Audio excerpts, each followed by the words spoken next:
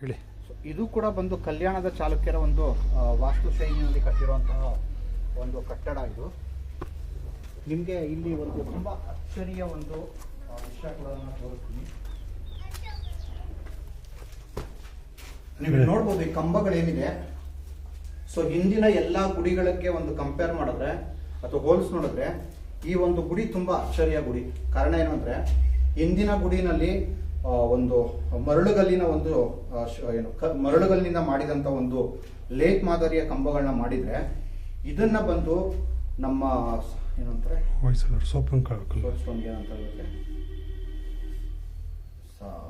ನಾಜೂಕು ಕಲ್ಲು,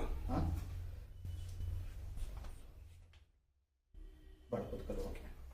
ಸೊ ಹಿಂದಿನ ಒಂದು ಕಂಬಗಳನ್ನ ನೀವು ನೋಡಿದ್ರೆ ಅವೆಲ್ಲ ಮರಳುಗಲ್ಲಿನಿಂದ ಮಾಡಿದಂತ ಒಂದು ಲೇಕ್ ಮಾದರಿಯ ಕಂಬ ಆಗಿದ್ರೆ ಇದು ಬಂದು ಏನಂದ್ರೆ ಈಗ ಬಳಪ ಇದನ್ನ ಬಂದು ಬಳಪದ ಕಲ್ಲಿನಿಂದ ಮಾಡಿದ್ದಾರೆ.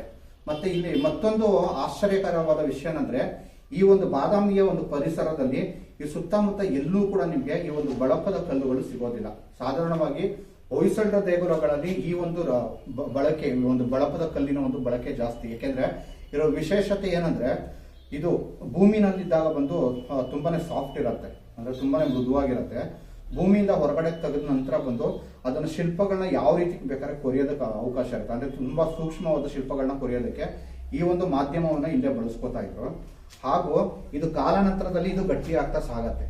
ಮತ್ತೆ ಇನ್ನೊಂದು ವಿಶೇಷತೆ ಏನಂದ್ರೆ ಇದನ್ನ ಪಾಲಿಶ್ ಕೂಡ ಮಾಡಬಹುದು. ನೀವು ಇಲ್ಲಿ ನೋಡ್ಬೋದು ಹೊಳಿತಾ ಇದೆ. ಸೊ ಇದು ಆಕ್ಚುಲಿ ಈ ಒಂದು ಕಂಬದ ಈ ಒಂದು ಕಲ್ಲಿನ ಒಂದು ವೈಶಿಷ್ಟ್ಯತೆ. ಮತ್ತೆ ಈ ಹೊಯ್ಸಳರುಗಳು ಬಂದು ನಾವೇನಾದ್ರೂ ಅವರ ದೇಗುಲಗಳಿಗೆ ಕಲ್ಲಿನಿಂದ ತರ್ತಿದ್ರು ಅಂದ್ರೆ ನಮ್ಮ ತುರುವೇಕೆರೆ ಭಾಗ ಏನಿದೆ, ತುಮಕೂರು ಭಾಗ ಏನಿದೆಯೋ ಆ ಸ್ಥಳದಲ್ಲಿ ಕೆಲವು ಪ್ರದೇಶಗಳಲ್ಲಿ ಬಂದು ಈ ತರದ್ದು ಬಂಡೆಗಲ್ಲುಗಳು ಸಿಕ್ತಿತ್ತು. ಆ ಬಂಡೆಗಲ್ಲುಗಳನ್ನ ತಗೊಂಡ್ಬಂದು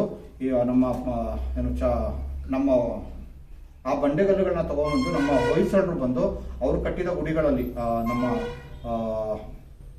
ಹೊಯ್ಸಳರ ಒಂದು ಹಳೆಬೀಡು, ಬೇಲೂರು, ಸೋಮನಾಥಪುರ, ನಮ್ಮ ಬೇಲೂರು ಇರ್ಬೋದು, ಹಳೇಬೀಡು ಇರ್ಬೋದು, ಸೋಮನಾಥಪುರ ಇರ್ಬೋದು, ಈಗ ಸಾಕಷ್ಟು ಗುಡಿಗಳಲ್ಲಿ ಬಂದು ಅವರು ಬಳಪದ ಕಲ್ಲಿನ ಒಂದು ಮಾಧ್ಯಮವನ್ನೇ ಬಳಸಿದ್ರು.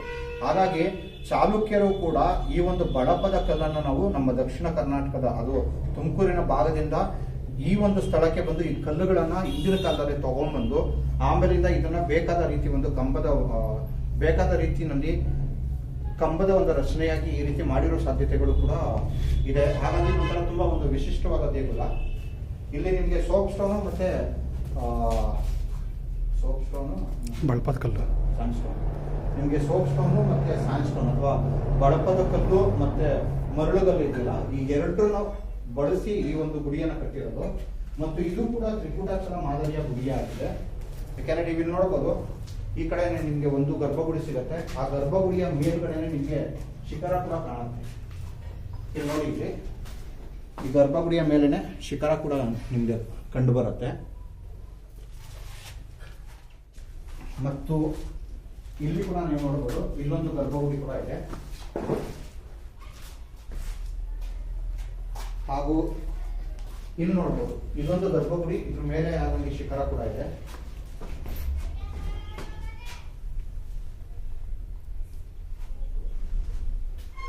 ಸೊ ಇದು ಮದ್ದಿನ ಗುಡಿ ಮತ್ತೆ ತ್ರಯಂಬಕೇಶ್ವರ ಗುಡಿ ಅನ್ನೋ ಒಂದು ಪ್ರದೇಶ.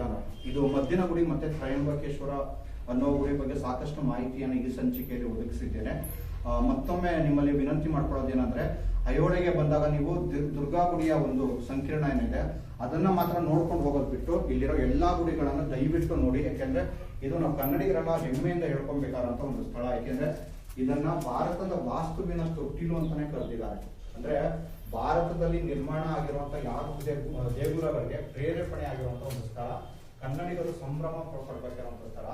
ದಯವಿಟ್ಟು ನಿಮ್ಗೆ ಸಮಯ ಸಿಕ್ಕಾಗ ಎಲ್ಲರೂ ಐಹೊಳೆನಲ್ಲಿ ಇರೋ ಪ್ರತಿಯೊಂದು ಗುಡಿಗಳನ್ನ ನೋಡಿ ಅಂತ ಹೇಳ್ತಾ ಈ ಒಂದು ಸಂಚಿಕೆಯನ್ನು ಮುಗಿಸ್ತೀನಿ. ನಮಸ್ಕಾರ.